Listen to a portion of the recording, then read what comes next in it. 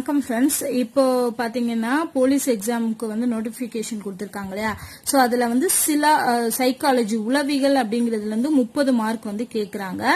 So இந்த constable, fireman, அப்புறம் Jailer இவங்களுக்கு எல்லாம் பாத்தீங்கன்னா 30மே வந்து ரீசனிங் கொஸ்டின்ஸா தான் வருது. ரீசனிங், ஆப்டிடியூட் கொஸ்டின்ஸா தான் வருது. எஸ்ஐக்கு மட்டும் கொஞ்சம் அவங்க ஜாப் ரிலேட்டடா இருக்கக்கூடிய சில கொஸ்டின்ஸ் வந்து உளவியல்ல இருந்து கேக்குறாங்க. சோ மோஸ்ட்லி இந்த சில சைக்காலஜில இருந்து என்னென்ன டாபிக்ஸ் எல்லாம் வந்து படிக்கணும் அப்படிங்கறது வந்து அவங்க வந்து ஜென்ரலா தான் வந்து சிலபஸ்ல கொடுத்திருக்காங்க. சோ ஜென்ரலா கொடுத்திருக்காங்க. இந்த மாதிரி உங்க புத்தி கூர்மையை வந்து நிர்ணயிக்கிற மாதிரியான கொஸ்டின்ஸ் வரும் அப்படிங்கறதான் கொடுத்திருக்காங்க.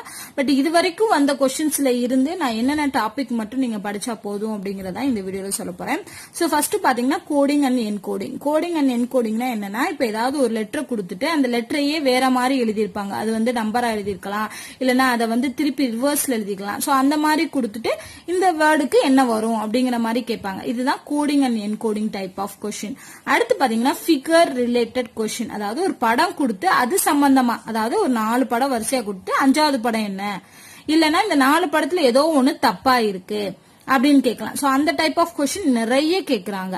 அதுலயே பாத்தீங்கன்னா இந்த டைஸ் கியூப் வச்சு வர்றது, ஓகேவா? சோ எதிர்பக்கம் என்ன அப்படின்னு கண்டுபிடிக்கக்கூடியது, அதுவுமே ஃபிகர் ரிலேட்டட் கொஸ்டின்ல வரும்.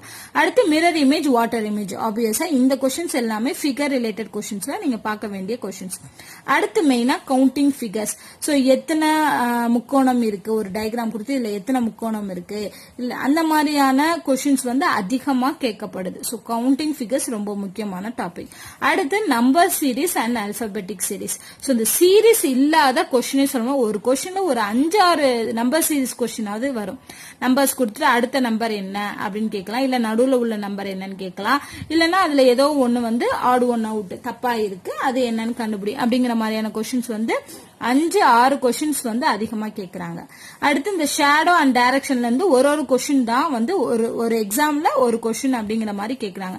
ஷேடோனா இந்த நிழல் எந்த திசையில படும் அப்படிங்கிற மாதிரி. டைரக்ஷன்ங்கிறது இவ்வளோ இந்த பக்கம் திரும்பி 5 கிலோமீட்டர் போறான், இந்த பக்கம் திரும்பி 3 கிலோமீட்டர் போறான், இப்ப எந்த திசையில இருக்கான் அப்படிங்கிற மாதிரியான கொஸ்டின்ஸ் வந்து இது வருது. கண்டிப்பா அதுல ஒரு கொஸ்டின் வந்து கேட்கலாம். அடுத்து இந்த வென் டயக்ராம். வென் டயக்ராம பொறுத்தளவு சென்டென்ஸா கொடுத்துட்டு, அதாவது தமிழ் மட்டும் பேசுறவங்க இவ்வளோ, ஆங்கிலம் பேசுறவங்க அவ்வளோ அப்படிங்கிற மாதிரி கொடுத்துட்டு இது பேசுறவங்க என்ன, அந்த மாதிரி ஒரு கொஸ்டின் கேட்கலாம். இன்னொன்னு என்னன்னு பாத்தீங்கன்னா, ஒரு ரிலேஷன் கொடுத்துட்டு அப்பா, அம்மா, குடும்பம், இதுக்கு வந்து நீ வென் டயக்ராம் வரைஞ்சா எப்படி இருக்கும், அந்த மாதிரியான ரிலேஷனை நம்ம வென் டயக்ராம்ல ரெப்ரசென்ட் பண்ற மாதிரியான கொஸ்டின்ஸ் வந்து வருது. அதுவுமே ஒரு கொஸ்டின் கண்டிப்பா வருது. அடுத்து வந்தோம்னா நம்மளோட ஆப்டிடியூட பொறுத்த அளவுக்கு நம்பர் சிஸ்டம்ஸ். சோ பேசிக்கா இருக்கக்கூடியது பெர்சன்டேஜ், சிம்பிளிபிகேஷன், இந்த பாட்மாஸ் ரூல் யூஸ் பண்றது. சோ இந்த மாதிரியான சிம்பிளான கொஸ்டின்ஸ் வந்து இந்த நம்பர் சிஸ்டம் டாபிக்ல இருந்து வருது.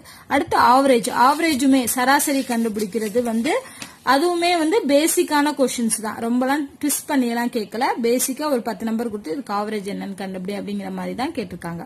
அடுத்து கேலண்டர் அண்ட் கிளாக். கண்டிப்பா இதுல ஒரு கொஸ்டின் வருது. கிளாக் நமக்கு தெரியும், இந்த மணி இருந்துச்சுன்னா இந்த பெரிய முழுக்கும் சின்ன முழுக்கும் இடையே உள்ள கோணம் என்ன அப்படின்னு கண்டுபிடி அப்படிங்கிற மாதிரி கேட்கலாம்.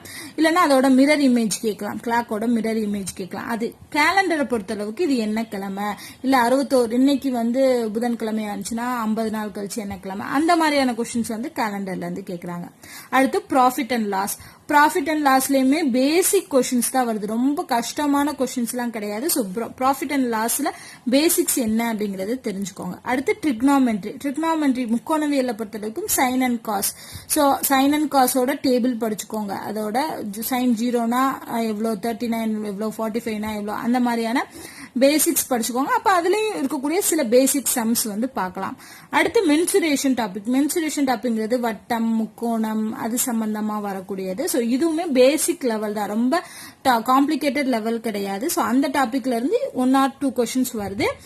சில கொஸ்டின்ல இந்த மென்சுரேஷன் டாபிக், ட்ரிக்னாமெட்ரி எல்லாம் கேட்காம கூட இருந்திருக்காங்க, ஓகேவா? அடுத்து கூட்டுத்தொடர், பெருக்குத்தொடர் வரிசை. இதுலயுமே சின்ன அந்த சம் கண்டுபிடிக்கிறது, அந்த சம் கண்டுபிடிக்கிறது தான் அதிகமா கிடைக்கிறாங்க. இல்லாட்டி இது எத்தனாவது உறுப்பு, இந்த வேல்யூ வந்து எத்தனாவது உறுப்பு அப்படிங்கிற மாதிரியான கொஸ்டின்ஸ் வந்து வருது. அது அடுத்து எல்சிஎம் அண்ட் ஹெச்சிஎஃப். சோ இதெல்லாம் வந்து பேசிக்ஸா இருக்கக்கூடியது. டைம் அண்ட் ஒர்க் இல்லாத கொஸ்டினே கிடையாது. இது வரைக்கும் நடந்த எல்லா எக்ஸாம்லயும் ஒரு கொஸ்டின் டைம் அண்ட் ஒர்க்ல இருந்து கன்ஃபார்மா வருது. சோ இதெல்லாம் கண்டிப்பா நீங்க பார்க்க வேண்டிய டாபிக் டைம் அண்ட் ஒர்க்.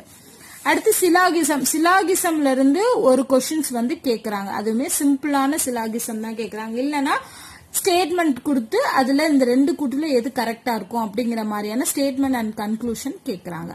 அடுத்து ஏஜுமே முக்கியமான topic. So age related questions வந்து முக்கியமான டாபிக். இதுலயுமே கொஸ்டின் கேக்குறாங்க. அடுத்து சர்க்குலர் அரேஞ்ச்மெண்ட். ரீசனிங்குள்ள போனோம்னா இந்த சர்க்குலர் அரேஞ்ச்மெண்ட் இல்லாட்டி 2 வரிசையில நிக்கிறாங்க, அப்போ இவனுக்கு ஆப்போசிட்ல இருக்க அந்த மாதிரியான கொஸ்டின்ஸ் எல்லாம் கேக்குறது. அடுத்து ரேங்கிங் அண்ட் ஆர்டரிங். அதாவது இவனை விட மூத்தவன், அவனை விட மூத்தவன், அப்போ உயரமா இருக்கான் குட்டையா இருக்கான், அந்த மாதிரியான டைப் ஆஃப் கொஸ்டின்ஸ் எல்லாம் ரேங்கிங் அண்ட் ஆர்டரிங்ல வரும். சீட்டிங் அரேஞ்ச்மெண்ட் அதே மாதிரிதான். சீட் அவனோட இடம் வந்து எங்க இருக்குங்கிற மாதிரியான அரேஞ்ச்மெண்ட் வச்சு ஒரு கொஸ்டின் வருது. சோ இது எல்லாமே இது வரைக்கும் கேட்ட கொஸ்டின்ல இருந்து இந்த டாபிக்ல இருந்து கன்ஃபார்மா கேக்குறாங்க அப்படிங்கறத உறுதிப்படுத்துறது. சோ சைக்காலஜியை பொறுத்த அளவுக்கு நீங்க இந்த டாபிக் எல்லாம் வந்து கண்டிப்பா பார்க்கணும். இதுல இருந்து பார்த்தாலே மோஸ்ட் ஆஃப் த கொஸ்டின் 30ல 28 கொஸ்டின்ஸ் வந்து அட்டென்ட் பண்ணலாம். 2 கொஸ்டின்ஸ் வேணா மிஸ்சலேனியஸா இருக்கலாம், அதாவது எந்த டாபிக்ல இருந்து வருதுன்னு சொல்ல முடியாது. சம்டைம்ஸ் லாக் வேல்யூஸ் எல்லாம் கேக்குறாங்க. சோ அந்த 2 கொஸ்டின் தவிர மிச்சருக்கு 28 கொஸ்டினுமே வந்து இந்த டாபிக் குள்ள இருந்துதான் வருது. சோ நீங்க ப்ரிப்பேர் பண்றதா இருந்துச்சு அப்படின்னா இந்த டாபிக்ல இருந்து நீங்க ப்ரிப்பேர் பண்ணீங்கன்னா உங்களுக்கு சைக்காலஜி பத்தி கவலைப்பட தேவையில்லை. அண்ட் இதுல வந்து நிறைய வீடியோஸ் நம்ம சேனல்ல போட்டிருக்கோம். அந்த வீடியோஸ் எல்லாத்தையுமே நம்ம வந்து டிஎன்யூஎஸ்ஆர்பி போலீஸ் அப்படிங்கிற பிளேலிஸ்ட்ல நான் வந்து இன்க்ளூட் பண்றேன். ஸோ உங்களோட டாபிக்ஸ் சர்ச் பண்ணீங்கன்னா உங்களுக்கு அந்த டாபிக்ஸ் வந்து கிடைக்கும். வேற ஏதாவது டவுட் இருந்தாலும் கமெண்ட் பண்ணுங்க. அண்ட் இந்த வீடியோ உங்களுக்கு பிடிச்சிருந்தா லைக் அண்ட் ஷேர் பண்ணுங்க. நன்றி.